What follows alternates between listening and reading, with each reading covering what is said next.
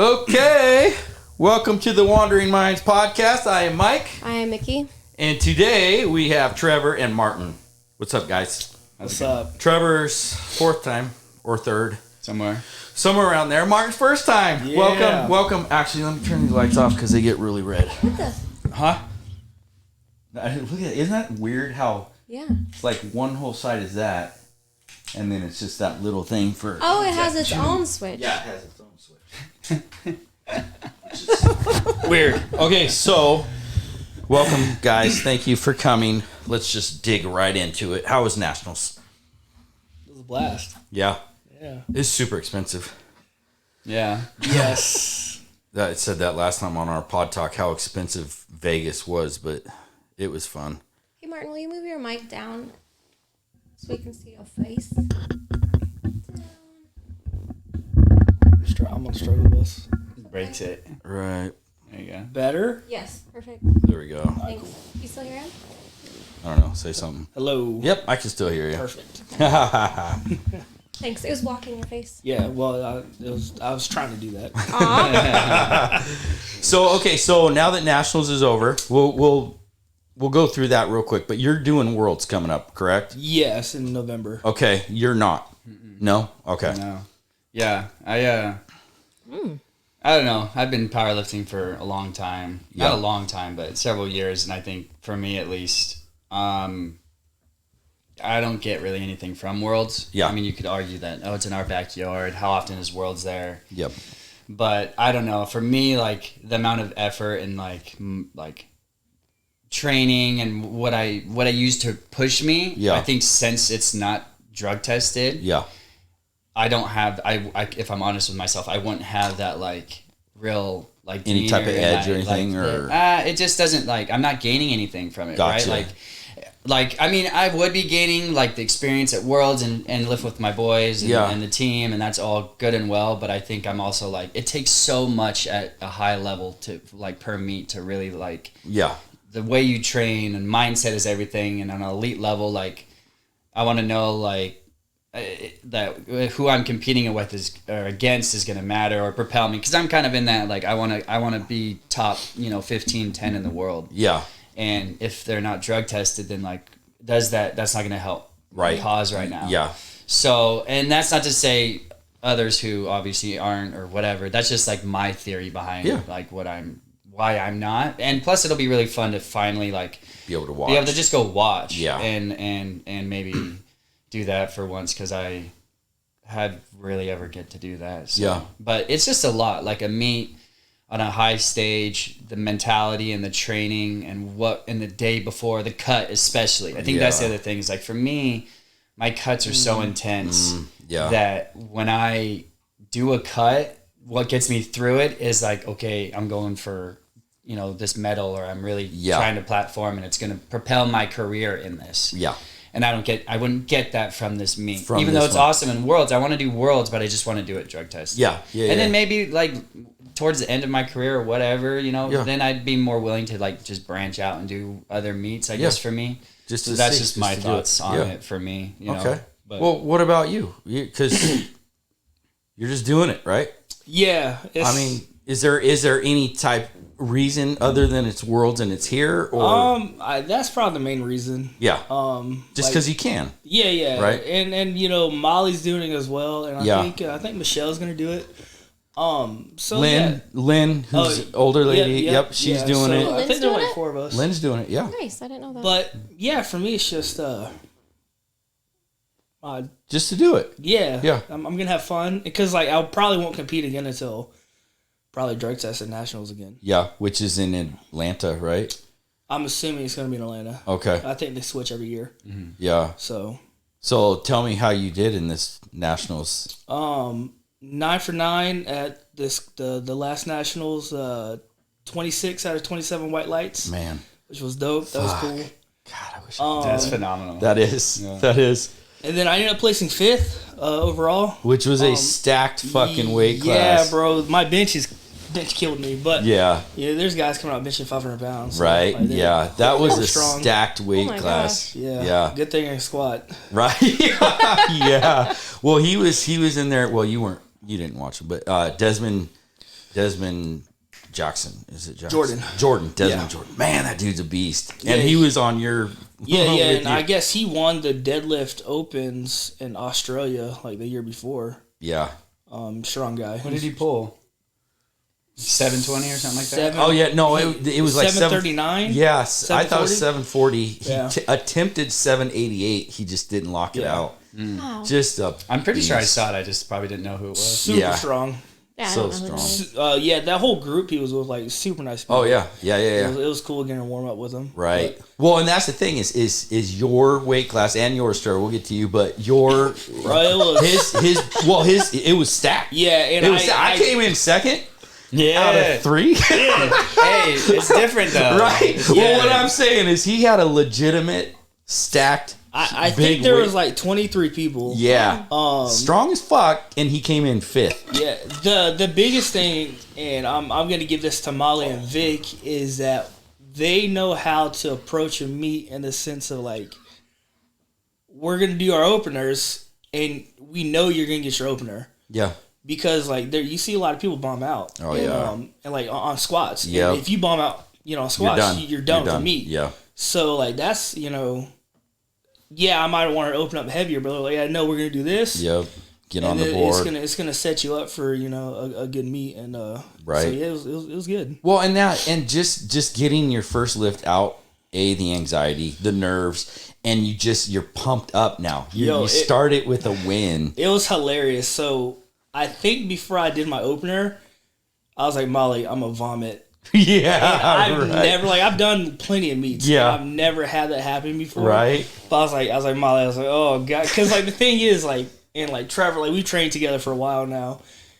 I have a good mindset when it comes to lifting, and the heavier the weight gets, it typically doesn't mess with me. But for some reason, everything felt like shit. Yeah. It felt heavy, and I was like, on your warm ups, right? Yeah, like the whole time during warm up, I was like, man, it just shit feels heavy. Yeah. And then when I watched the video, it's the 622, my last squat, I was like, bro, I was probably a 7 for RPE, because I definitely think I had more in me. Yeah. And, but I got it. So Yeah, of course. It was great. It was great because the previous meet in February, my squat was 600. Yeah. And it was a grinder. RP 9, 10. 10. It was a grinder. Yeah. At one point, it was I didn't know if I was gonna get past the hole. Right. Yeah. Which I finished it, but this last one was that moved pretty. Yeah. And it was a massive PR at Nationals. Yeah. So Wow. it was fun. Hell Pretty yeah. hard to beat that 9 for 9, 26 out of 27 white lights. Fuck. It That's should have so been impressive. 27 out of 27. The one red light I got was a call I've never had before. What was it? It was my lockout position was different than my starting That's position. right. I've had that That's multiple right. times. And I didn't even know, honestly, did not know that was a thing for bench press. Right, Because yeah. I locked it out hard, and it was harder than But when it was I started. different from your starting Yep. point. Yeah, That is so- so weird. And I thought the same. I was like, why is it? I was like, it doesn't make sense. Yeah. But the It's range of motion. Yeah. yeah, the That's what IPL it is. judges they were like, hey, this is what it was. So I was like, all right, cool. Well, thank you, because they told you what it was. Hey, Yep. yeah, just make sure wherever you start is where you stop, Yeah. and you're fine. At least it was only one red, right? It was Just one. one It was, single out of the entire it was fucking day. it was the head judge, which she, I guess, is a major bencher. Oh, okay. For the IPL. Yeah. So I think that was part of the issue with this Nationals, and I don't know if they always have it this way, but the IPL and the USPA judges, from my understanding, did not get along. no. And it was very evident in some of those spaces. And you could tell even when Trevor was during your lifting, the sheer differences between Yeah. what they call a lockout, Right? no downward motion, Yeah. it was That world record, and I'm not going to name names or say who, but that young kid who got that world record with that fucking splits wide sumo stance. Octopus length. Bro, his feet were so goddamn. I don't know how a person can pull that wide to begin with. Dan Griggs but then is the it's same like thing. his shoulders were Dan Griggs. like that. Griggs. yeah. Not green. Not Did the you Griggs. see it? No. Oh, I thought Oh, you you said didn't green. see. No. So this kid, he was young. He was 17. Okay. 16. 16. He told me he was 17. What did he told pull? me he just turned 17. What did he pull? 750. Yeah. And he was in, was he in your weight class? My weight class. Yeah. In the juniors. But his shoulders at the top, 165. 165. his shoulders at the top were so rounded like that, right? And they gave it to him, and I just don't really get it. I thought a lot of inconsistency when it came to there was judging. like, you could tell when judges wanted to give a lift because it was a record lift. Yeah. And like they, you know, I mean, yeah, I saw 2 of his lifts, and I don't want to talk down on any competitors. This is more so based on just the judging yeah. aspect. Right. It was because definitely, he still got that shit off the ground. That's I mean, impressive as hell. The same thing happened with you for your last Yeah. deadlift. Yeah, that was like, white lights. That was white lights. I've for never you. seen someone like you were called for not locking it out, Not locking my knees out. and it's like, well, And we looked on video. I watched that video probably, I don't know, 50 times. yeah.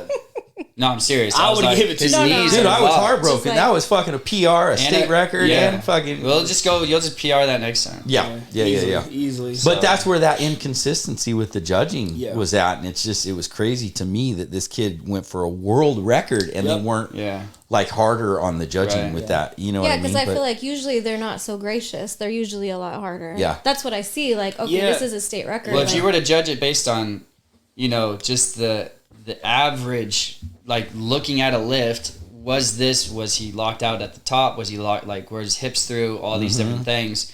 There's clear reasons to be for the judges compared to how they have judged other people. Yeah. To say no Yeah. on 2 of the lifts. Yeah. Yeah. Or on, you know, multiple factors. So, Yeah. you know, that's the most inconsistent. I've been to nationals before, and it was the judging as tough. Yes. Was it more consistent? Absolutely. Did they have IPL and USP? See that? I judges? don't think so. I don't think it was mixed. It was. I don't know though for sure, but I definitely know it was consistently tough. It wasn't. Yeah. It wasn't inconsistent here or there. And Yeah. I will say this too about going to nationals is like, there's a skill set in lifting, but then there's also a skill set in winning the judges over. Yeah. So you, on your first lift, have the opportunity to kind of like put a good demeanor out there. Yeah. And I'd say that's also part of like being a good lifter too, is being able to like get the judges on your side, because I don't care what level you're at. If you can get the judges on your side, there's a higher chance if you're going for a huge lift, they might let you slip up a little bit. Well, and isn't it keeping your in the emotions small, intact. Isn't it in the small print that like, and on a judgment call, and I'm not trying to say anything bad about anything, but it's like if there's a question, it's supposed to go to the lifter. I mean, I felt like I read that someplace in the If there's a small question, it's supposed to print. go to the lifter, If there's what do a you mean? question, Like if a they question of lift. yes, that it's supposed to go to the lifter. Yeah. Oh, like if you could call. Oh, The call so, like, itself. yeah. See, and I don't know. Like I feel like I've read that in the literature. I have no idea. You would think it would. That doesn't. That wouldn't And I'm make not sense trying to to- me. That wouldn't make sense to me. Like if it's a question of call that the lifter gets it, I would just. I think feel that like they would I've just read have to that, though. review it. And, Yeah. and the judges make up the decision, Which they don't review. They don't. Yeah. Like the thing is, they can though, because like it's all recorded. Yeah, it is recorded. Yeah. So, But it's a time thing because it takes so long already. Right. well, yeah. since we're speaking like about the time thing, like that was probably the other thing about nationals that was unfair or unfortunate. Right. Yeah. Like the way they had the platform set up. I mean, like I understand they try to group people by like classes or whatever, but you know, in my opinion, it should have been like they should have made every platform equal. Mm-hmm. So at least they were all getting done at the same time. Yeah. And because like it was hard, like when like my platform was done first, so Yeah. I was done with squat. I had to go start warming up for bench, and then like everything was taken still because the other platform was still. the other Yeah. flight was still warming up. Yeah. Which it's not on them. It's just like Yep. it's like that was The unfortunate. structure of it, yeah. The structure was kind of like Well, and wacky. that, I question whether that had anything to do with Wayne's injury or not, because he was in his flight literally only had 8 people in it. yeah, And the next flight had a small number of Yep. people, but a little bit more. So it's like by the time this other flight was done, they were already getting on. So they he were had supposed no to have like real an warm up. additional 5 or 10 minutes or something between lifts. Yeah. but it wasn't like that. Not at all. Not I mean, at I'll be all. completely honest. I don't know how much I think that had would have had a huge impact in it on his injury. Really? I mean, it all comes down to, I mean, even if you have 10 or 15 minutes to actually do the active warm-up, maybe you don't get as many lifts. I don't know. It could have. Yeah. I think it's a lot. I mean, It's possible. It's I mean, definitely think about, possible, because but- he is a master. You know, Yeah. he's a little bit older. Yeah. Our bodies need. I need to warm up more. I need to, like when we train. Now that we're all training together, I come in almost 30 minutes early just to start warming up before we warm up to get to the workouts. Right. And it's just because I know my body needs that additional warm up time. Yeah. Because you guys are going hard and heavy, and I want to be right there with you guys. But in order to do that, my body has to be ready to go. Yeah. Right. Also, like the thing with Wayne, like totally unfortunate, and I think he would have, if he was able to finish, he would have done He great. would have podiumed. But like, I mean, I've done the same thing to my hamstring at the end of the workout. Really? Yeah. Yeah. Well, You can literally just take one little thing. I mean, and also Wayne, here's the other thing. Wayne's newer to sumo.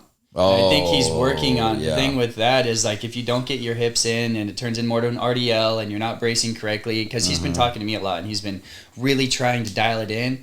And when you're not at a sumo place where it's really dialed, it's just so much easier to like have little things like that go wrong, especially at a meet or something, because nerves, tightness, just other factors, stress. He was lifting in the morning. No, that makes sense. It could just be also still in the middle of figuring out your lifts. I know that I've prepped for a meet in the past, and I hurt my back 2 weeks before nationals last time I did it because I was trying to figure out my sumo still. Yeah. And I think that has probably a big role to do with it, because like when you're pulling sumo or you're doing any major lift, if you're still learning that technique, man, it's not fun to be pulling heavy weight because you have like these imbalances still in the lift, and it takes a long time to really, if it's a mobility issue or a lot of times it's mobility for sumo, and until you can get those hips to really get in, you're going to be leveraging your hamstrings differently or your back differently. Yeah, that makes sense. Wayne's had a big, like he's working hard on those hips. And I think that, that could have played a huge factor in it as well. Well, and I know the he's going timing to come thing, back hard and heavy. He's going to come back. I mean, he was going to have a killer meet, for sure. So I think this time though, once he can heal up again he'll die. He's back squatting already. Yeah. Like, I mean, cause like that, an injury like that, like when I did with mine, it took about a week to recover. Really? Oh, that's not and it's bad. just like you start increasing blood flow to it, and then you just have to trust that, hey, like it was a slight pull. And, I mean, he didn't tear anything. That's good. That's good. So like there was no. So it's just more like a strain than anything, right? Okay. Yeah. And it could just happen from his hamstring tightening up. Yeah. I mean, like there's a It's number easy of to do. things. Stress, no salt or whatever. Yeah. Maybe. Well, especially after a 500 squat. Dude, salt saved got a me. I 500 would squat. have 2 salt pills after every main lift. Same. And you don't realize. I had so much salt that day. I like literally would cramp on all my meets. Usually I'd have salt. I thought like taking like, maybe 1,000 to 2,000 would be fine. But like, you don't realize how much salt your body is actually utilizing in those moments. And I've never taken as much as I did at nationals, but like my fingers started cramping before deads, or like, going into bench, I was getting weird cramps and I just popped salt pills and it'd go away. Yeah. I had no issues. You didn't? He's a big boy. I'm a little guy. You didn't take any salt, right? Molly made me, but like it right was before like the I wasn't cramping or anything. Right? Like, I was fine. I just take it because I like the taste of it. I like think the taste of probably, I'm joking. I probably ate like maybe 500 calories before I competed. Really? Oh man, I felt so bloated before deadlifts. That's crazy. And I think it was nerves or something. I don't know what it was, but I just felt like, oh fuck, not right now. For deadlifts, you were nervous? Well, no, I was bloated, and I don't know. I didn't feel nervous, but it may have been. Yeah. But it just sucked. Being bloated before deadlifts is not a good feeling. See, and it's funny. It's like Trevor's like, oh, bro, I can't eat before I do anything. It's like, and like typically when we train, like I try to eat like an hour before we come to train. I eat an hour before also. And like it doesn't. I just doesn't it doesn't mess bother with you. me. Yeah. What about you, Mick?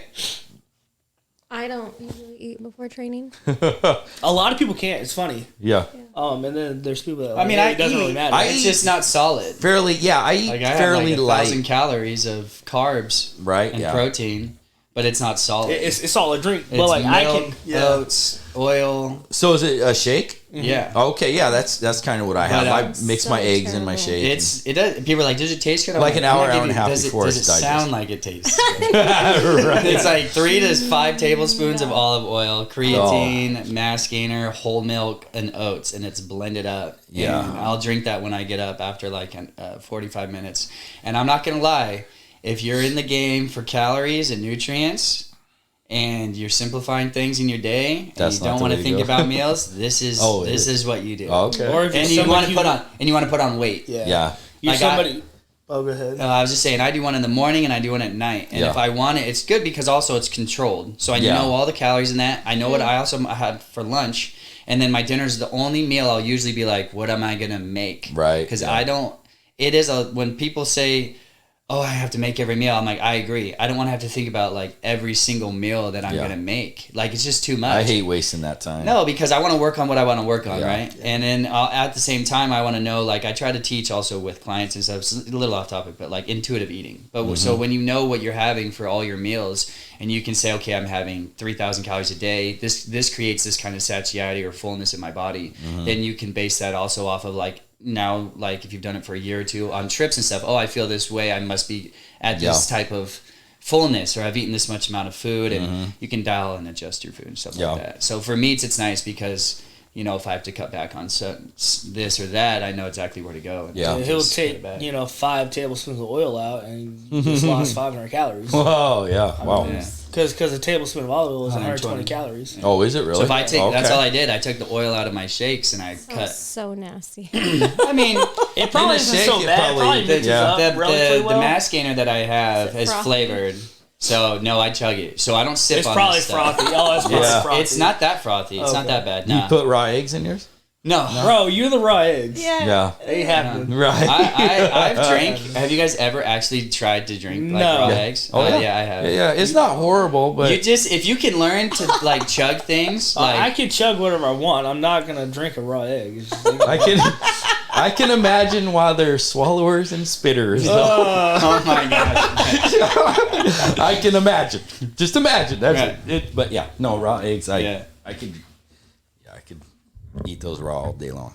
Yeah. As long as they're in shakes. I mean, I eat them, Oh, or yeah, I can yeah, drink yeah. them I just can raw put- also, but Right. that's not preferred. Yeah. It's the Texture. consistency. Yes, the texture. Yeah. Yeah. The consistency. Yeah. I just couldn't Well, you slimy, can bro. mix a little like heavy cream with it Oh, That won't make it any and better. vanilla. You gotta. All right, that might make it. And then you got if I threw eggnog. 2 eggs in my shake, I wouldn't even notice them probably. Yeah. No. No, probably You not. wouldn't. And when it's If I don't blended- notice the 5 tablespoons of olive oil Right. I'm dumping in there, Right. then, now I've even had some time, I forgot when, I've literally just drank oil before just to get calories in. Oh. And people are like, this is why it's so Well, I funny mean- that people have a misunderstanding around fats and carbs, because it's like, fats and carbs don't make you fat. Yeah. It's just an abundance of it, right? And it's just funny because people, I don't recommend my shake for anybody listening out here. Don't Right. drink this if you're like trying to like, you know, I mean, you could drink a small amount of it, but just leave the oil out. But Yeah. you know, anybody I've worked with who's trying to, I've had so many skinny kids be like, I can't put on weight and I eat so much. I'm like, you don't eat that much for Yeah. one. And 2, you like, Right. I've been in your shoes my whole life, dog. Yeah. You know, and 2, try this out and see if you don't gain weight. And you know, the funny thing is they're like, oh, I drank the shake. I'm like, well, did you stop eating other stuff? They're like, yeah. And I'm like, no. You know, like you can't add the Yeah, shake yeah. and not eat anything Yeah. else, you know? And like that's what I was gonna say is like people don't reckon like you can like use the shakes to your advantage. Like it's not a like if you're somebody who can't eat a lot, Yeah. but you can drink stuff Yeah, fine. that's Yeah. me. Yeah, the Right. epitome of Trevor. Yeah, like I when can- he was like when I got to Vegas, he's like, bro, I was like, did you do Jamba Juice? He's like, I didn't even think about it because Well, like you could do a DoorDash. Yeah. well, yeah, because I he could have didn't even DoorDash think and about it would have been like 1,000 calories. Yeah. Because he came there after I had just started my cut or finished my weigh-in. Yep. Yeah, And I was like, I cannot you were eat struggling. nothing. Yeah. I was like, bro, And you got to get stuff down. yeah, dude, that's the story of what happened at Nationals before my meet is wild. It's, Let's hear it. well, I don't want to jump in if we're still, if Martin. Yeah, it was still- just like he ordered like he had to order a mask and or stuff like that. Well, okay. but he went over like Well, we can start. It's wild. It's more in depth. It's pretty wild. no one really knows about it except for, I think Jennifer knows about it because she was there with me. So I'm doing my cut, I'm doing my weigh-ins. I'm like the day before I'm like, I need to buy some like, peanut butter with low sodium because I'm not trying to retain water. Yeah. And also like fruits, I wanted to get fruits and blueberries specifically because blueberries are good for like glycogen. And so I order from DoorDash, which if you're in Vegas and you need to order food, you don't want to spend on DoorDash, is super cheap. I think I spent like $20 on a giant thing of pineapple, blueberries, and like peanut butter, low sodium peanut butter. And on the other side of that, I spent about $40 on 2 drinks. Yeah, I spent 70, and I spent 70 on 2. Let's see, what was it? 2 energy drinks, a liquid IV, a tiny chocolate milk. And like one other thing was $70 in the store inside of the Flamingo in Vegas. Oh, yeah. It was insane. Ridiculous. Yeah. So I'm like, I have this fruit. It's the day before weigh-ins. I'm just eating fruit and like eating this horrible non-sodium peanut butter, which tastes terrible. And obviously, like I'm still sipping on stuff like very lightly. Nothing major though. And then I have weigh-ins the next day. So I go to weigh-in and I had to do the sauna cut, and it was like 2.5 hours in the sauna there, and it was pretty easy. I mean, it was pretty miserable, but it was pretty efficient. I got down to weight. The scary part was there were 2 other guys there, and all of our scales were different. Oh, shit. So like we were like, who's like, I knew mine was I think a little light even. So then they thought they were definitely under, and so they went in luckily, and they went to the comp scale, and I got their numbers, and they were like, oh, your scale was right on. Okay. So I knew mine, but that was a stress reliever because we had to weigh in a couple hours and none of us knew like where our weight really was. So you took a scale with you to the sauna? Okay. And then you like just were like, hey, let me try your scale. Yeah, we all tried our scales because one was way off. One of the kids was like 4 pounds off. Wow. Heavy? Light. Shit. Oh. So that was worse. Yeah. Oh, So we were like, we have no idea. And then one was like 2 pounds heavy and mine was like, I'm pretty sure right on or a pound light. Okay. And so then after we like tried the scales, they went to the meet down there and they're like, hey, can we just test your scales since like we have weigh-ins and blah, blah, blah, blah, blah. And then texted me, like I said, and said my scale was right on. So I knew that I was close. I went to weigh-ins, I weighed in, and I stood on the scale and it went up like super fast and stopped right at 7. For those who don't know, it has to be 75.0 kg.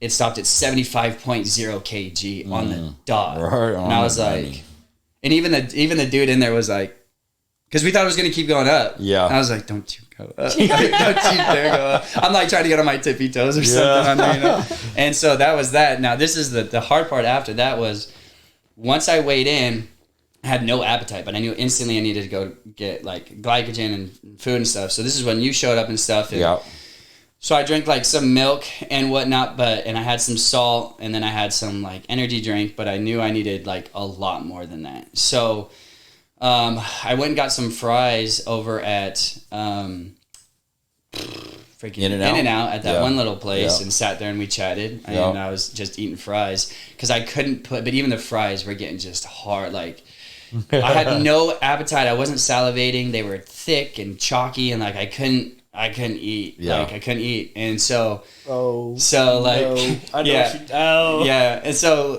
later that night I'm like, I have to get food, something, because like it takes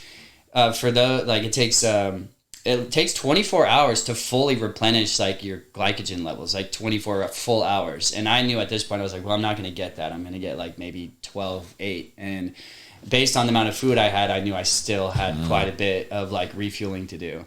So it's like later that evening, I was looking for food place. I don't know exactly. We ordered some DoorDash. It got lost. Like they said they dropped it off and dipped. So we couldn't do that. We didn't want to like spend another bunch. So then we started looking. So by this time, I think it's like 11 o'clock. It's late. And then we start looking for food places. And we look all over. There's not really any like food places that were open. And then we run into the casino and there's this burger joint in the casino that we didn't even know about.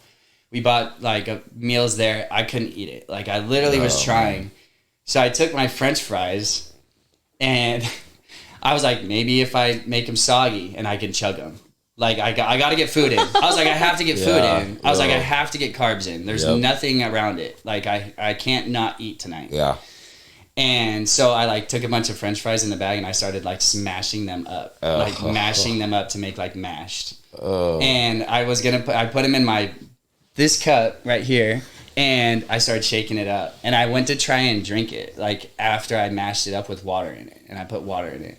Most foul thing I've ever tried in my life. I was chugging it and like throwing up, and I drank probably like a third of it. And I was like, I can't do this. I was like, I literally can't do this. So bad. It smelled like ass. Like I was like, nope, I'm not. I'm done. So I'm like, okay, is there a protein store? Last minute I was like, can I have protein delivered? And by the grace of God, I spent $50 and found a mass gainer that was going to be delivered the next morning by 9 o'clock. Wow. And so, you lift early that day, right? Or after? I lifted at 2. Okay.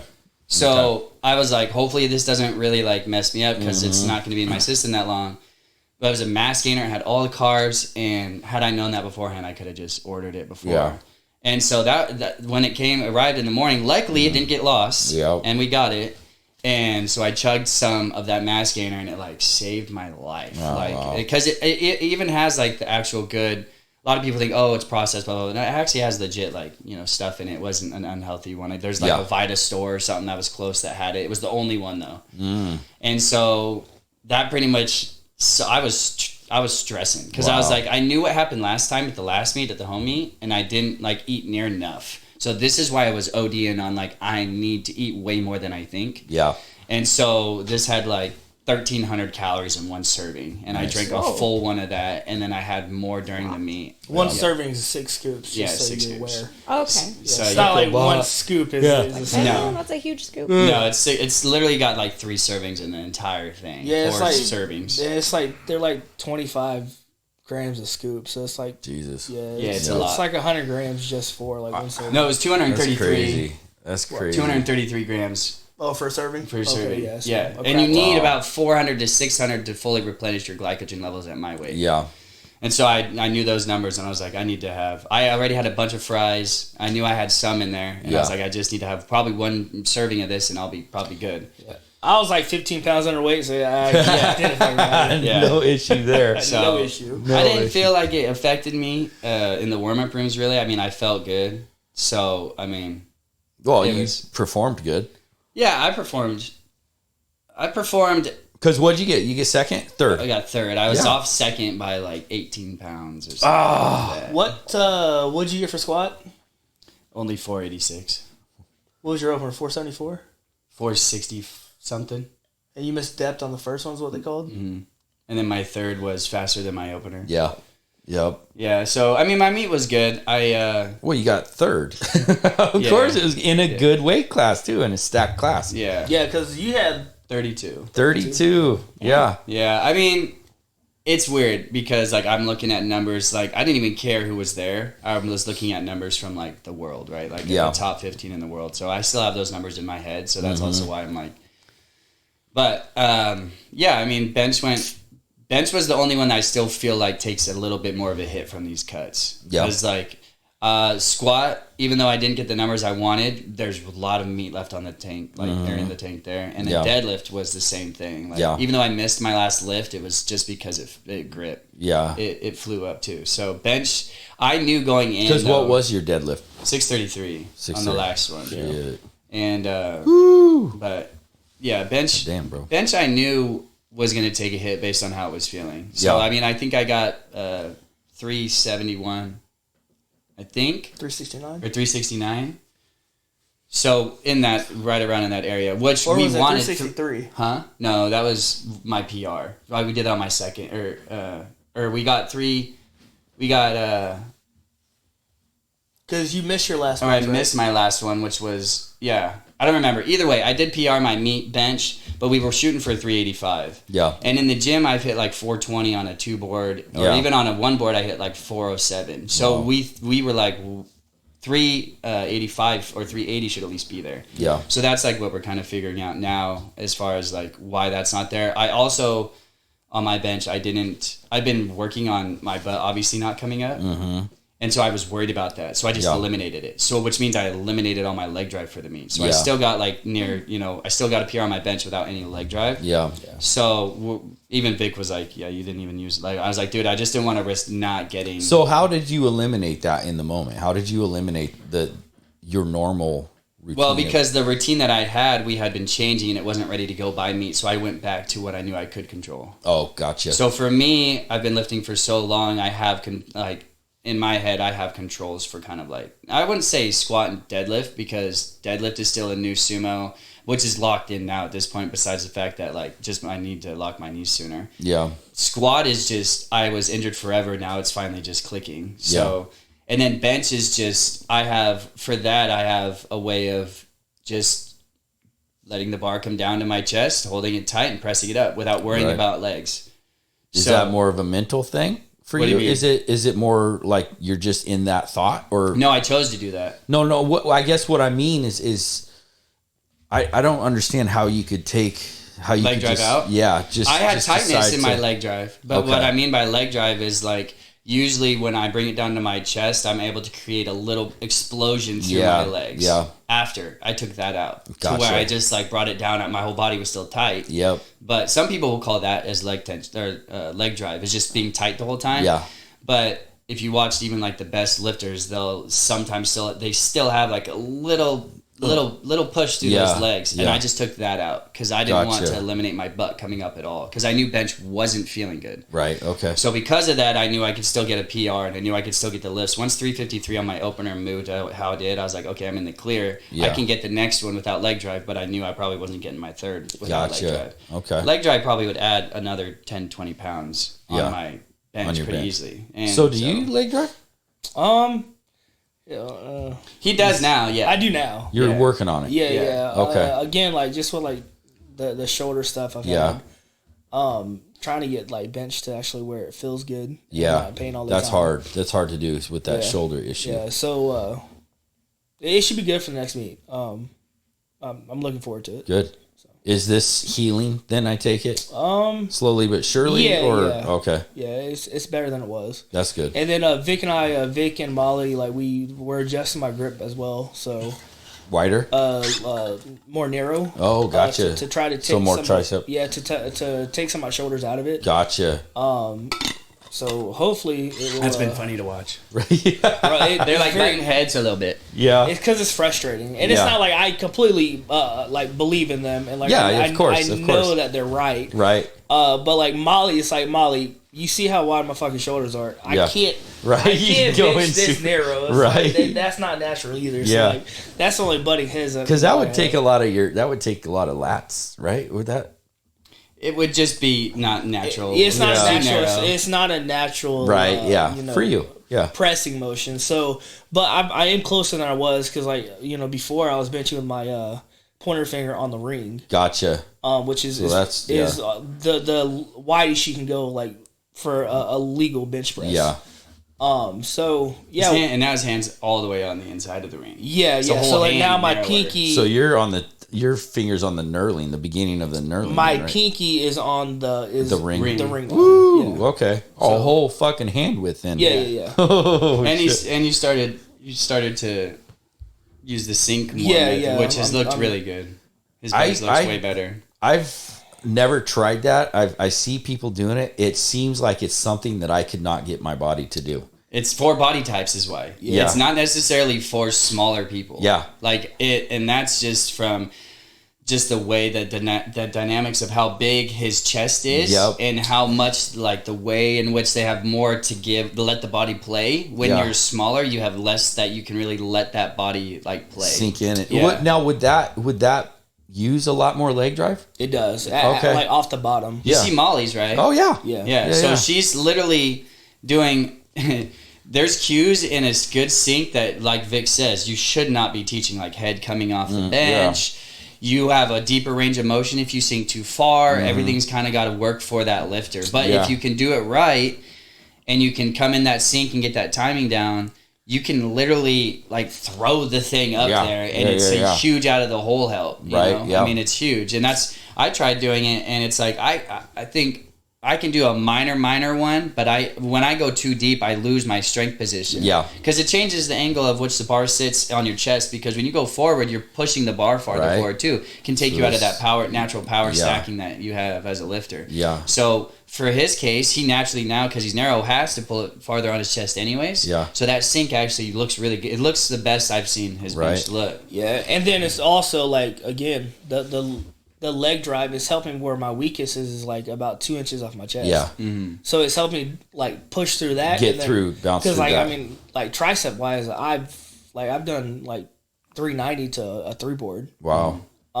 So it's gonna be like trying to refine it and get it to be perfect. But well, that's what this is all about. Just continuously getting better at what you do. Yeah. Well, and it's crazy too, because we've all been doing this. Well, I don't know how long you've been powerlifting, but I know Martin's been powerlifting for, I think, the same amount of time I have been. I mean, I've been powerlifting for 6 years now. Since I was like 22. Okay. Yeah. So 6 to 7 years. Yeah. I took a couple years off when I moved from Georgia up to Oregon. But, yeah. But yeah. Yeah, it's just interesting that, like what you said, is all about the journey of getting better. And it's like you have people in our status who are pretty high level still working on these things, and that's why I try to tell people like that are new, like you will never not be working on things, but don't strive for that like overly perfect at the beginning. Don't compare like yourself, because I mean, I'm still in an area where I have to be careful about comparing, because obviously comparison's the thief of joy, right? So it's like it's one of those things that, and it goes for this in like all areas of life, like you truly have to fall in love with just what it does for you, like what lifting does for you, what the journey does for you. And I think if you can grasp that at a young age, also you'll see much better improvements anyways, because I think people try to do too much too early because of comparison, and then it halts their progress, and then they quit because they get these unrealistic expectations. It was crazy when I started powerlifting. I came into Forever Strong just bodybuilding and whatever, and then they were like, oh, you should power lift. And I was like, I don't want to. And then they were like, you should deadlift. And I was like, I definitely don't want to. And then they like had me even try hook grip. Cordell did when he was back. And I was like, dude, my thumbs are bleeding. Like, what'd you do to me? and I was like, I'm never doing hook grip again. Yeah. And like my base squat, I think was 330. My deadlift was like 360. And my bench was like 275. Yeah. And you said your bench was 360 and death was 275? No, my bench was 265. Oh, my deadlift was 360. Squat was 330, I think. I was about to say, bro, been benching 360 for yeah, forever. Yeah. No, but, and then that competitive aspect came in. Yeah. And I just randomly saw a video of me deadlifting the other day, and it was only like 490. And I was stoked. Yeah. And but you want to know why I was stoked? And I might not have been stoked, is if I saw other people in my weight class deadlifting 700 pounds at that moment. Yeah. And so I think that's super important to like, just be in the moment, because you never know what the body can do if you just put time in. Like, had I known I have an opportunity to deadlift 700 pounds, at that time I'd have been like, right. I took the state record at 551 and I was ecstatic because I was just living in those moments. Right. I think that in powerlifting, you really just have to and I think that because we're in the powerlifting world, we're looking at things differently, right? Because when you look at the macro scale of the actual world, at how strong every single one of us are in this room, about 5% compared to the world in general, it's less than that. It's probably 1%. You know what I mean? Because I think it's 1% of like the population can squat over 6, right? Or even bench press 225. Squat over 6. I think it's 1% can squat over 6. Yeah, dog. Really? Right? Dude, no, it's the percentages are ridiculous. I don't know. But you can bench. That's the thing is we're coming from a powerlifting mindset and field, so we're comparing ourselves to those people. When you take the whole macro scale of the entire world, how strong you are me. Yeah. Right? It's like we're actually pretty fucking strong when it comes to generalizing everybody under that umbrella. Yeah, and I follow like a lot of top tier powerlifters. Yeah. So you're comparing. Bro, I'm seeing them like similar weight classes, 275 to 242, and like they're just blowing 900 pounds out of the water. Yeah. In sleeves, or Joe Sullivan, all time world record, squatted 850. Earlier this year, to beat his world record again. Mm-hmm. And then I think he's competing at the American Pro 2 or whatever, or whichever, which I think it's next year sometime. Yeah, and like it's like it's crazy to just see like that much on your back.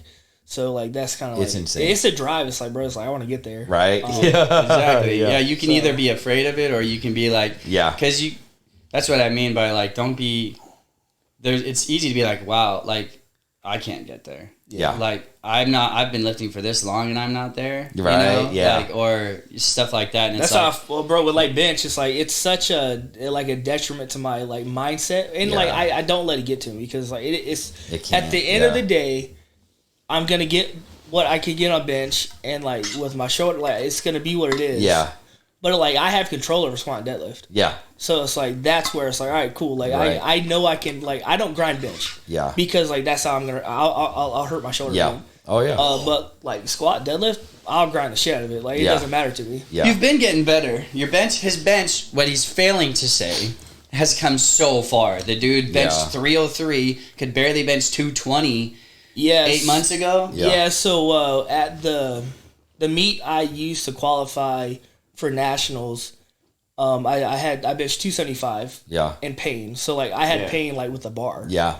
So like I had I to, remember that. Yeah, I had to get weight. So like we went. I think I opened up like 220 or 225. Yeah. And went 275. I think you opened up less than me at that meet. I did. Yeah. And then I ended at 275. Yeah. Which was good. Like it was like whatever. I just needed to get the numbers and like my squat and deadlift are what kind of got me to where I needed to be. Yeah. So yeah, I was just trying to qualify. Yep. So yeah, and after that, bro, it was like doing anything like, and at that point we switched to Vic because of you know the Devin, stuff with Dev. So we we didn't bench to the chest until maybe a month before nationals. Mm-hmm. So the whole prep time, I was only benching to a board because like anything below, a 2 board or a 1 board and a skim board, I was having pain. Yeah. So well, he had me doing dumbbells almost the entire time. Yeah. Because for the same reason. Yeah, exactly. But and then and even now, like there's a couple of variations we do on squat that like it kills my shoulders. Really? And it's the biggest one is when I squat with the heavy chains. Oh yeah. Because I guess of the force it exerts on my like upper back and everything like that. That's about the only thing that I think is actually that causes the pain. But I mean, this past meet, at nationals, it was nice to come out, not have any injuries, like no pain or anything like that. So. That's always a good thing. So Mickey's gonna compete. Maybe. What? Maybe. What do you mean? you told Mike, yeah? What? You told him you were going to compete? Yeah. Which one in February? August. Maybe. Not August. That's next 2 week. weeks from now.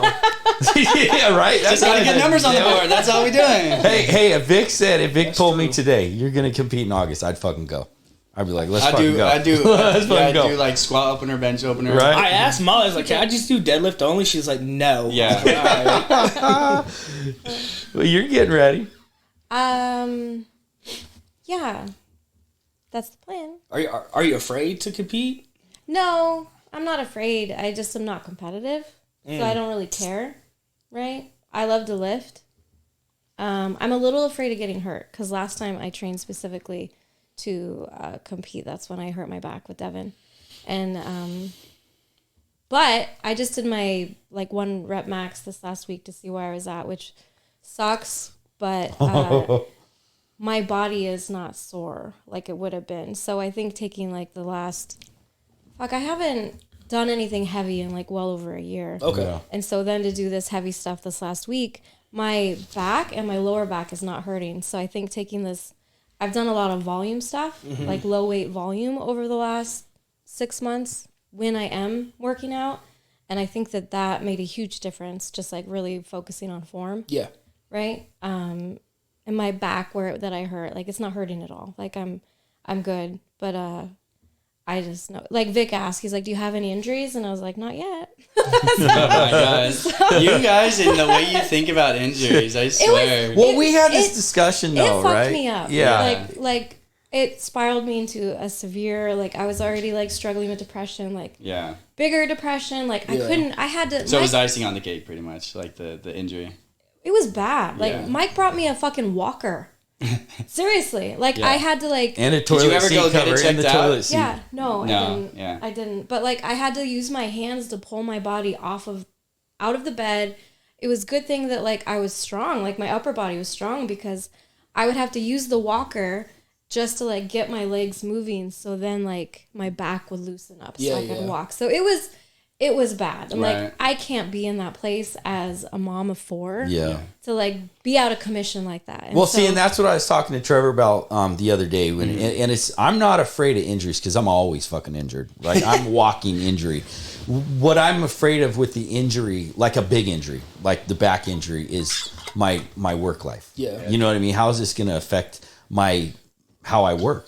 You know, who does my job when I can't fucking move? Yeah. Right. That's the biggest fear that I have with an injury. That's what I think about. And I've talked to you and Trevor about it. It's like when I get to a certain number, Yeah, you guys think similar on it too. it didn't happen at It's a comp, psychological but it's like thing, when I right? get to a certain number, it's like, bro, I hope I don't like Right? tear a quad Yeah. or like rupture a quad. And then like I even messaged Joe again. I was like, bro, do you ever like get to like, does it ever come like thinking about like tearing your quad? He's like, all the time. Right. I was like, well, at least it's not just me. Yeah. So like even like the top tier powerlifters, like it goes through their mind Yeah. because like anything can happen. Right. So Well, and then you get people sending you videos of people fucking up their legs. That's what I'm saying. This is not just my whole fuck point. that. Is like don't send me that it shit. might. I don't like seeing that. You God, might think the thoughts, but I'm huge on like it opens doors. Right. Like, Yeah, I'm huge yeah. on that. Like if you let those thoughts sink in, Yeah. and I don't care who you are, I'm big on like Manifestation. stress is going to be dropped, like cortisol is going to be dropped, like Yeah. there's a higher chance of it happening, and on top of that, like how you think has power. So Yeah. it's like No, I feel that. yeah, I and get and that. at the same time, I'm not saying like I don't have those thoughts. I really Yeah. don't ever think about getting injured, but trust me, I have my own thoughts. That, Yeah. like I teach their own, right? Yeah. But I mean, especially in lifting, I mean, that would scare me if I was like, dang, I hope I don't tear my quad or something. Because Whereas only squats. I don't know, Yeah. right? And Yeah. like again, I've seen some gnarly things on people's I squat. Well, the have. kid just died. Right. Yes. I had multiple Oh, people yeah, send me yeah. that video, and I'm like, don't send me that shit. and that's not Oh. even so much. That did, was- did he have spotters? Yes, and He had but one he didn't. spotter. He didn't draw. He didn't know. Apparently, like first He of didn't know all, how when to he bail. squatted way too much, it I haven't seen bent this it bent him video. over to where I feel like he couldn't actually bail.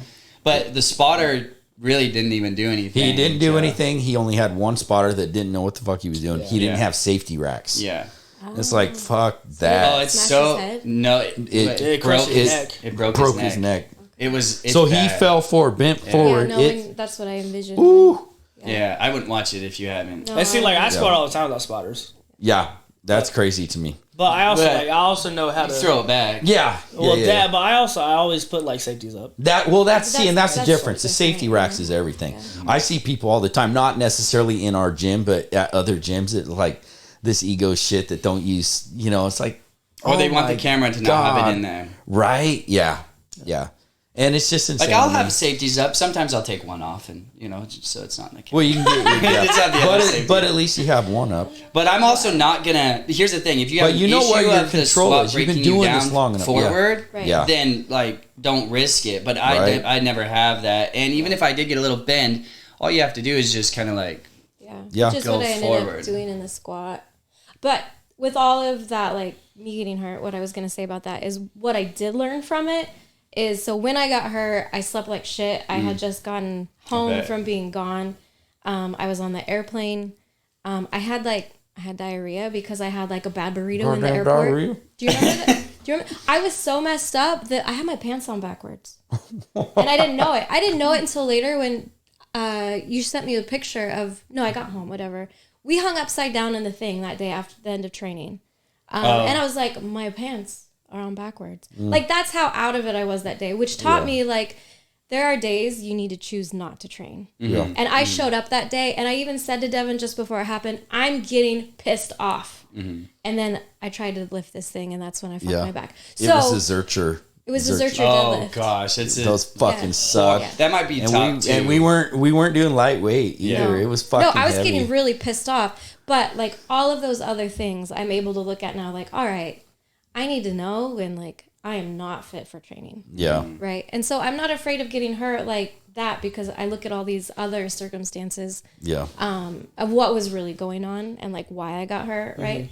I shouldn't have been at the gym. I should have been like sleeping. Yeah, it's a super important point because a lot of people work out 7 days a week and think like they should get results. Yeah. And it's like you have to know when to go hard So and you when to take burn a out. break. Yeah. So I made the poor choice. So I'm not afraid, like, I'm not in there like, oh shit, am I gonna like pull my quad or whatever? Like that doesn't even cross my mind. It's more just like, all right, I know if I get hurt, like this is, it's bad. Yeah. Right? There's like, other factors. That yeah. Yeah. Pants on backwards. Did that yesterday, actually. Did you actually? No. Oh. It was bad. Like to get home and be like. See, the weird thing about Like, putting your shorts on backwards, at least for me, is they don't fit correct. So it's an automatic. You could tell. awkward. You could tell. I'm like, why is it so tight in the this front? Is not hanging right. Yeah.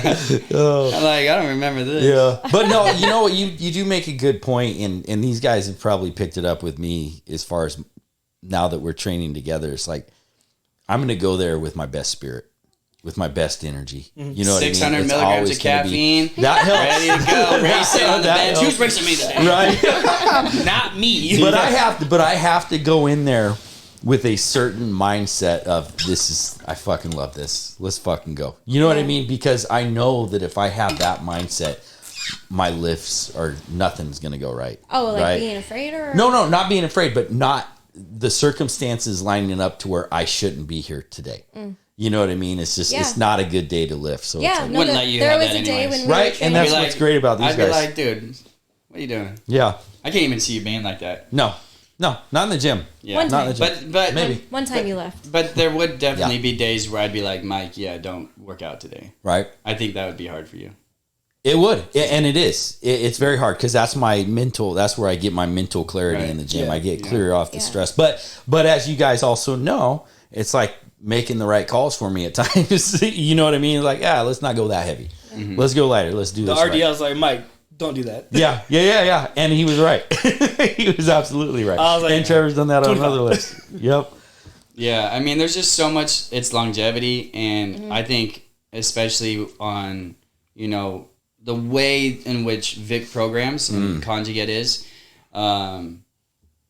To each their own on how like different programs are, but I mean, I have found such good results from truly starting light and being on it for 4 to 5 weeks. Yeah. Like that's how I can't say I've really, I mean, maybe you could argue it on bench a little bit, but I haven't plateaued in years on any of my lifts.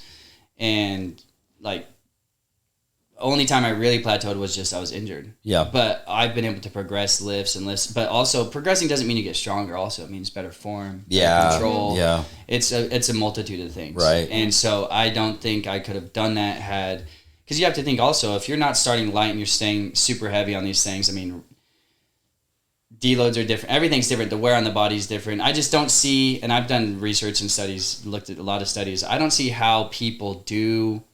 And they don't actually. Like if you're going heavy all the time, you don't get the gains you want. Like you just don't. Because how can you? You got to either switch too often of the variation, or your body's not healing as fast as it needs to, or as well as it needs to. Yeah. Like period. And so like I'll be on week 5 of something, and I'll fail every single lift, and on like multiple days because that's like my week 5. It's RP10. Like I can't go up weight anymore. Yeah. And then we'll switch up variations, and I'll start fresh. You just have to find that happy medium. But I love that system personally. Yeah. Because it gives you so much time to see progress. That's another thing about lifting. Mentally seeing progress versus actually having the physical progress is just as important in my opinion. Yeah. So especially if like you're training people that aren't necessarily in powerlifting, as long as they can see progress. And it's the weirdest thing, even with newer lifters too, you'll be like, start RP 7 or 8 on this lift and we're going to progress it. It's like, those are almost the hardest weeks because there's so much more volume because they got to figure it out. Yeah. And then after that volume, then, but the cool thing is once they have that done, then forever now they know where they were. And I have yet to have a client or see someone train in powerlifting not have good results from that system. Yeah. It works. Yeah, because you have to keep the muscles in the same stimulus for long enough, and it has, in my opinion, it's you can't have it for. I mean, 4 weeks is really 3 or 4 weeks is like the shortest you could have it to see like really good like gains, because you're only training that muscle group or that exercise once in the week on that variation. Now it's going to have obviously other factors because you're going to have compound lifts and stuff like that, but it's all the same control. So you should be able to, if you're doing it the same with everything else, see a good controlled increase. Well, I know the difference between like Dev and Vic. I feel like I've gotten stronger with Vic. Dev's program for me was like probably with you, where there was a lot of PT involved. So there was a different focus. I got strong. I got stronger than I had been, but I think there's a difference between how Vic trains programs and how Dev was training 100%. Or programming me. And I feel like that difference has made a big difference for me. Yeah. Especially without injury. Yeah. Like they program completely different. Yeah. Which is interesting. Yeah, because it's like they're brothers. Yeah. But Dev definitely got me back to squatting 600 pounds. Yeah. Which, you know, my first time squatting 6 was when I was 23. And then I took that, you know, time off and then COVID and everything. So that's crazy. That was that long ago. So we went like, because like I came to FS, I did my first meet, which got me back into powerlifting when I only squatted 540. And I started trying Dev. First meet with Dev, I squatted 474. Really? That was it. Wow. What? I bombed out. Yeah. Terrible. The worst meet I've ever had. Was I there? Yeah. Is that 2 years ago? Right after COVID, right? Yeah, it was the first. It was because it was in the fall. Yeah. I was. I think I competed that one with you. And so, and like Dev had Dev was training me and everything. Yeah, it was that one. Oh. Yeah, it was that one. And then so we went a whole year and redid February, the past February. That's where I squatted 600 again. So that's when Dev felt super bad. Yeah, he felt super bad. I was like, Dev, bro, I was like, it's not your fault. It was like, it was Dev me. Felt, he took it to the chest. Yeah, he felt like it was his fault. Yeah, right? It had nothing to do with him. Like, we know that. It was one of those days. I mean, like my deadlift, I think I only pulled like 550. Yeah, just one of those days, right? Yeah, it was just a bad happened time. to be on competition And day. it was like my squat, like, which was hilarious because, like, I mean, 474. Yeah, exactly. I've done 474. Right? Coming from my perspective, that's amazing, man. I've done 530 for 8 now. You know, so it's just. Yeah, it's crazy though. It's crazy. Yeah. So and like, I mean, nothing really like lifestyle. Nothing changed. It was just. It was. Yeah. It was one of those days. But then coming to Vic's program, what do you? Vic fucks me up, man. It's like he fucked me up for nationals, like in a good way. Like I mean, obviously it worked because like I mean, it was a 22-pound PR for squat, but I'm not gonna do like, you know, what if because like that's what like they had numbers set up. My second attempt was a PR, and then like if depending on how that moved, we would either went like 6'11" or 6'17". Yeah. We went 622, which was like the kitchen hot number that they had. Yep. And again, like I don't know how much I could say I had, but I think there was definitely more weight that I could put on the bar and would have been fine. Because overall, you got 75-pound PR in the overall meet, it was right? a 60-pound PR. 60-pound for the total. Yeah. And you got, what did you get? I don't know, 50 or something like that. Fuck. Or maybe 40. Yeah, nice. Yeah, nice. And then like bench was whatever. Yeah. We got 300, and then like even Vic said, "Hey, you probably had more than you." But like it was definitely, and I was telling like my shoulders were kind of fucked up. Right. Yeah. I'm like I felt. Well, I remember Molly was digging on one. I was digging on the other. Right. And just like you know, I was happy to get 300. Yeah. Or you know 3, you know whatever it was, just for like 3 issues is awesome, I had. dude. And then deadlifts, like I've never been one to like not want to hear the number. But like, so I knew what I was opening with, and Vic actually wanted to change my opener after he saw me warm up. Yeah. So he wanted to move my opener from 585 to 6. So I went 585 and then 628. Ooh. Yeah, that big jump fucked with me again in my head. I was like, Molly, I can't fucking know. Like, I don't want to hear the number, so like, don't let me turn my you know headphones out until after they call the number. Yep. So you know, and they all flew. Yeah. So I definitely like. again, you know, Vic put numbers in there, and like we stuck to what, and he's like, bro, he's like, Molly, he has 650. I was like, we did what you said, Vic, bro. He's like, we listened. So should have been there, Vic. It was cool. Yeah, I think Vic. I've been training with him consistently the whole time. Yeah, and then watching you guys train with Devin, I would say like Vic is different in the meat sense as far as like, I don't know. In all reality, he's the heart and soul that like brought everything with his brother, right? Yeah. Like, and I think that when it comes to competitions and whatnot and dialing in stuff, Devin shines. Devin's heart and for people and healing and rehab and that is like really where like Devin can shine. And he can program great and still call numbers and he's right there. Yeah. But I think Vic's real specialty is at that competition high. And I'm not saying obviously one's better than the other. No. I'm It's saying different. Vic in his element, true competitive coaching element at the top is such a physicist, like he can cut it out because I've been working with him for a while and you get to the point where like my relationship with Vic is now like if you think you can get it, we'll go for it. And like there's that even pull there, but it's always like a teamwork session and he dials things in that like he's just that I don't know how to explain. Well, he's a practitioner for one thing because he's competed so many times, often. And he's there a is student. a difference. He loves paying attention and that's to like it. what the it really client's takes done. that. And the thing is like with Dev, not to take anything away from him because I absolutely love Devin, but he was only able to compete like once. You know what I mean? It's not like Still he had a bunch. No, he killed it. But because of his heart, he wasn't able to compete more often and kind of get that platform experience that a lot of us have had to get. Because you learn on the fucking platform a lot of time. Yeah. You know what I mean? Being on that platform is a whole different fucking ball game. Yeah. When you're talking to your clients or you're talking to somebody about powerlifting, you have to be able to come from this state of I've fucking been there, done that. Yeah. You know what I mean? Yeah, and I think Dev is like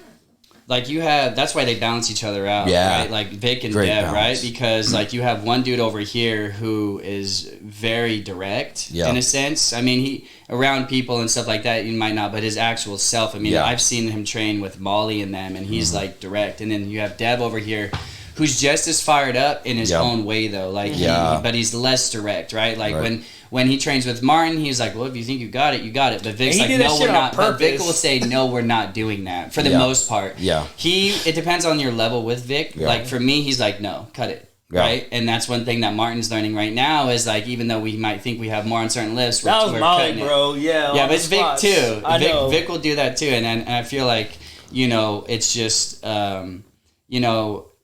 they're just different. Yeah. And they have different specialties and they both can coach at the highest level. Yeah. I can say I've been around and learned of all the coaches in the world. Honestly, I know coaches in Australia, in Russia, and I've studied like how they coach. And I can't say I think Dev and Vic are. I would put them up high as high. I wouldn't want to be with anyone else. Yeah. I don't. I think they know, and they just learn. They're such good students. Yeah. Like of wanting to get better as coaches, and I am like that.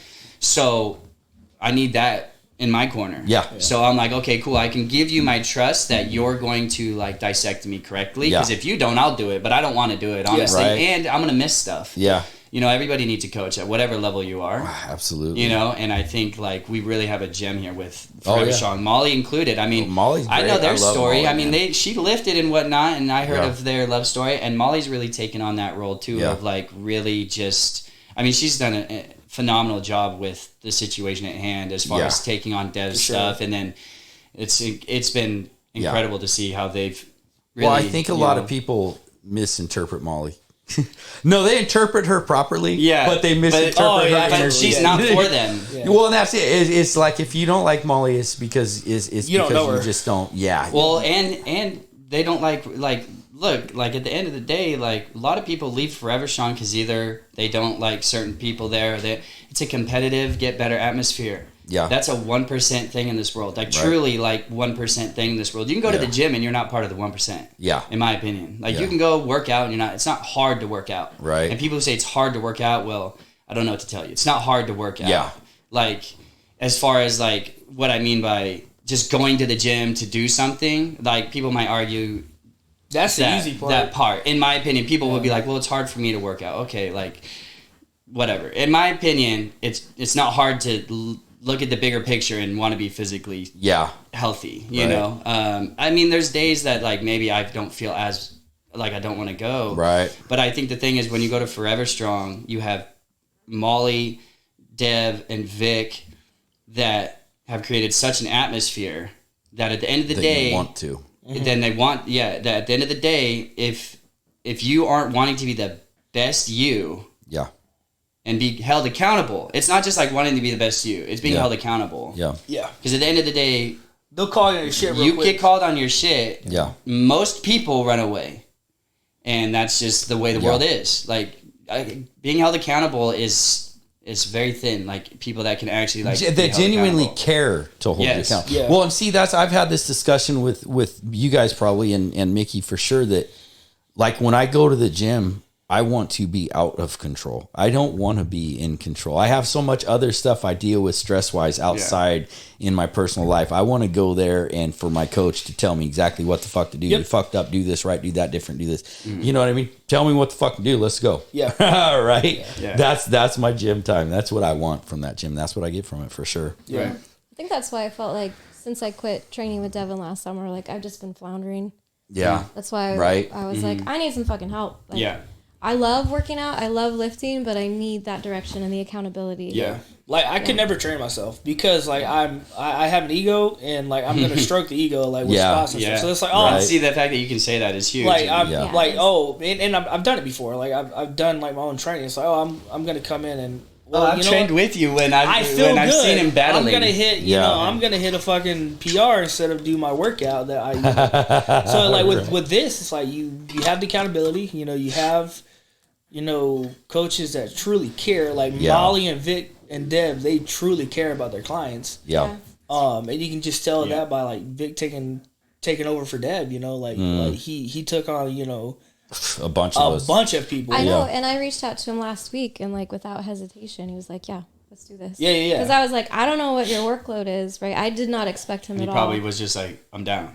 Yeah, he was. Yeah, exactly. He was like, let's do this when you want to start. And I was like, tomorrow? Yeah, and then, like even with like I was messaging him before like right after the kind of the deload phase that like Dev program for me. I was like, hey, I was like I don't want to be a bother, because like I talk to Dev like regular about like hey, like this is what I'm doing, like this is what I'm going through, to try to get me back to being healthy for my shoulders. Yeah. And Vic was like, yeah, no, bro. I was like, you're good. Just like, if you need anything, just let me know. And like, you don't get that from a lot of coaches. Yeah. Like, I've had other coaches that like they sent me my workout, and then like I couldn't get in touch with them. Like I paid them to coach me. Like there was no form, like nothing. Wow. And like it's just like that's not what I need. I need somebody that I need somebody that's here. Yeah.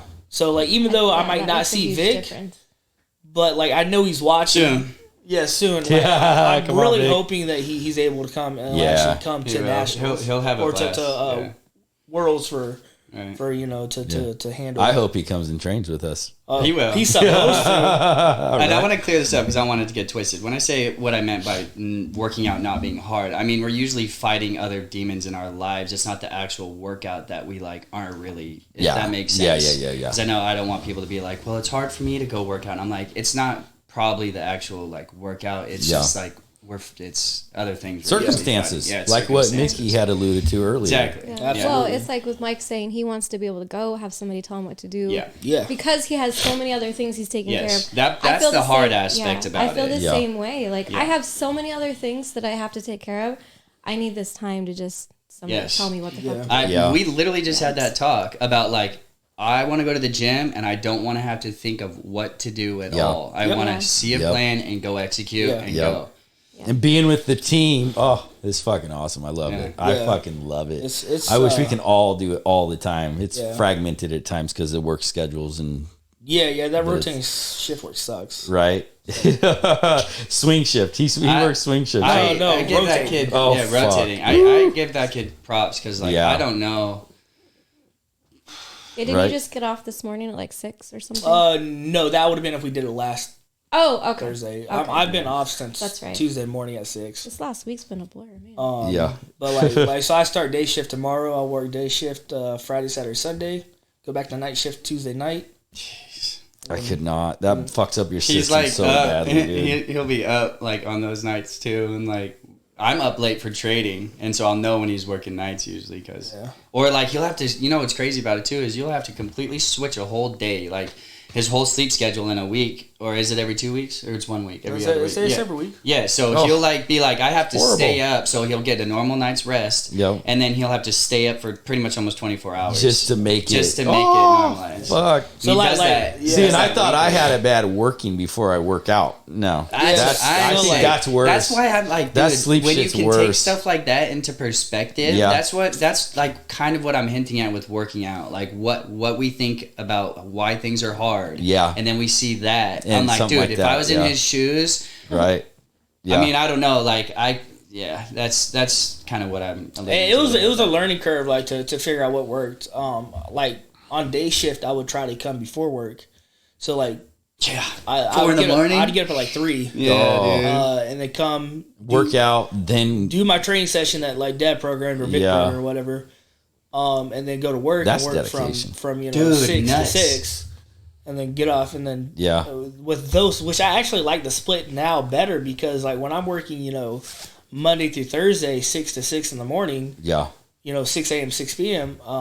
I'm not having to come like 4 days a week or 3 days, during my shift rotation to do a workout. Right. So we won't be able to hear. Oh. So yeah, it's nice to like the new workout split's gonna be cool. I'll miss a few days or like when I say miss, I just won't be there with you guys. Yeah. I'll come you after. Still But yeah, it's gonna be like the max effort days are like what I'm looking right. forward to. So which are mainly Saturdays and Sundays, right? Is that how they're locked in? Yeah, only Saturdays and Sundays. We didn't even have a real max. We haven't yet, right? No. I don't know, that 3-second pause, that shit. Oh yeah. That shit was fucking brutal. The bench and the squat, actually. That was I wasn't happy with my squat, but that bench I was happy with. The 3-second spot. Mad more so that Molly wouldn't let me go. You're good. I was like, Molly, it wasn't that hard. Well, that's what she said about mine too. This week when well, it's rubbing off on you because you made me stop at the squats. Well, she's like, payback. Right. Yeah, he was like, I think that was your top, and I was like, no, I think I could. And then he's like, well.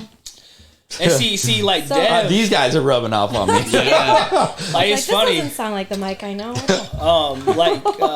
Like when Dev would watch me do my max effort sets, like he would fuck with me on purpose. He was like, you can't get that. You're right. I was like, all right, bet. Yeah, let's go. Yeah. Oh man. But like the week one, I think also too is like, you go to failure week one on these max efforts, and then it does more to your body than you kind of think setting up into these weeks. And that's why Vic even said, I think 8.5 to 9.5 RP on these. Yeah. So it's like, and it's also good. It's good that Martin has to fight that ego a little bit. Yeah. Because it's like, bro, it was a battle. Like, what you have gotten more out of getting. What do you gain by doing more? Nothing. Your ego gets stroked. But also when you consider how much volume you put in just to get to that, because you were warming up like when we were already done. Yeah. So we're talking about the squat. So we had a stopwatch. It was a stopwatch. Yeah, 3 seconds, and that 3 seconds literally felt like 5. It did, bro. It was forever. Some people accidentally did get 5. Mike was the prime one. He's got the stopwatch in his hand, and he's like, I'm like, Mike, it's past 3, and he's like, poor Molly. She deserved it. That's what she gets. That's what you get, Molly. But yeah, the 3 second. So pause at the bottom for 3 seconds. So we all got finished, and he's still warming up. I think the volume, the amount of volume. You were at like 500. Yeah, I was still like wasn't warming. But you did more volume than I did my entire. Is what I'm saying. So your one lift was more than my volume. Say weights perspective, or what was you saying? Oh, relative. Oh yeah, relative. Right? Yeah. Shut up, Molly. Yeah. We have a good time, and it's too bad because Mickey's schedule wouldn't not allow coming her to midday. make any of those, but it's fun. It's a lot of fun. Yeah, it's a Love blast. doing it. So, anyways, let's close this out. We've been here for Holy an hour cow, 20. time flies. This is a long one. So, thank you guys. We'll do this again. Yeah, for again. sure. Trying to get Molly on, trying to get Joe on. They're scared. That'd but be fun. we'll try Why are to they get 'em on. scared? They're just afraid of being on the world's greatest podcast. When you think about it. What I would like to do, I don't know if we can do it because the gym gets loud, but it would be really cool to go there and have like a gym podcast. Oh yeah. If Vic Just would close let the me, gym off for an hour. I mean, if Vic would allow me to I'm do sure that, he I would. would love. That would if be I'd come so there. sick. That would be It would. dope. It To would have go. a forever strong. Yeah. like, So I'll talk to Vic and Molly, see what they think about it, and then we could. I mean, all this shit can go mobile, and then we could just go sit there and shoot the shit at the gym. That'd be a lot of work. We to could make get a all this mic go set. mobile. We don't have to. No, not really. No, No, easy. Just right here, boom. Well, mics are easy too. Yeah, super Like easy. microphones. Nice. That'd be cool. Not But having it's to just take all it's this. loud in there, or I don't know how the echoing would be because the room is big. I don't know how Well, I if think people are working out, they'd want the music on. Go ahead. I think if everyone was wearing mics, It would you know, be like fine. when they do yeah. the mic'd up thing, I Yeah, think yeah, it would yeah. be fine. Yeah, Yeah. that'd be cool. Because this would absorb all the extra, but the Right, mics yeah. are so acute that I think Right. it'd be Yeah, okay. Yeah. for sure. Yeah, we Right. could always do it in like a corner. Yeah. Or upstairs. Right. Well, no, I'm not doing it upstairs. It's hot. It's hot as fuck up there. Yeah. But anyway, so that's the hope, and hopefully Molly and Joe. We're would gonna join us. expand the room. Expand the room a little bit. Yeah, right. Cool. Shit. Anyways, thank you guys. Yeah, thank you. Appreciate Thank it. you for having us on. There we go. Was that the right one? Okay. Just press them on. There it is. Oh, the applause. Yeah. All right, we're out.